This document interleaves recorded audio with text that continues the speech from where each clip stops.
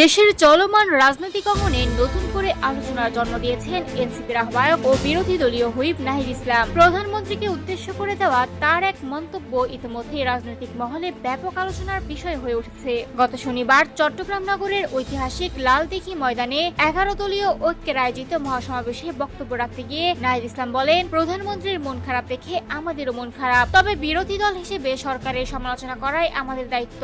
Budget প্রসঙ্গে তিনি বলেন, বিরোধী দল চেয়েছিল সরকারের ইতিবাচক উদ্যোগগুলোর প্রশংসা করতে, কিন্তু দুর্নীতি, লুটপাট এবং ব্যাংক খাতের অনিয়ম বন্ধ না হওয়ায় সেই সুযোগ তৈরি হয়নি। তার দাবি, জনগণের টাকায় প্রণীত বাজেটের কত অংশ প্রকৃত উন্নয়নে ব্যয় হবে আর কত অংশ অপচয় বা দুর্নীতির মাধ্যমে হারিয়ে যাবে তা নিয়ে মানুষের মধ্যে বড় ধরনের প্রশ্ন রয়েছে। নাহিদ ইসলাম আরো অভিযোগ করেন, ঘোষিত বাজেটের সঙ্গে দেশের বাস্তব অর্থনৈতিক অবস্থার মিল নেই। তিনি বলেন, জনগণকে যে উন্নয়নের স্বপ্ন দেখানো হচ্ছে তা বাস্তবায়ন করা সরকারের জন্য কঠিন হবে, কারণ এই বাজেট বাস্তবায়নের জন্য দেশকে আরো বৈদেশিক ঋণের উপর নির্ভর করতে হতে পারে। বিদ্যুৎ খাত নিয়েও সমালোচনা করেন তিনি। তার ভাষ্য, বিদ্যুতের দাম অতীতের যে কোনো সময়ের তুলনায় বেড়েছে, অথচ দেশের অনেক গ্রামীণ এলাকায় এখনো বিদ্যুৎ পরিস্থিতি স্থিতিশীল হয়নি। বক্তব্যের এক পর্যায়ে তিনি বলেন, বর্তমান বাজেট সাধারণ মানুষের জীবনমানের উল্লেখযোগ্য পরিবর্তন আনতে সক্ষম হবে না। পাশাপাশি দেশের রাজনৈতিক ও প্রশাসনিক কাঠামোতে সংস্কারের প্রয়োজনীয়তার কথাও তুলে ধরেন তিনি। এছাড়া চট্টগ্রামে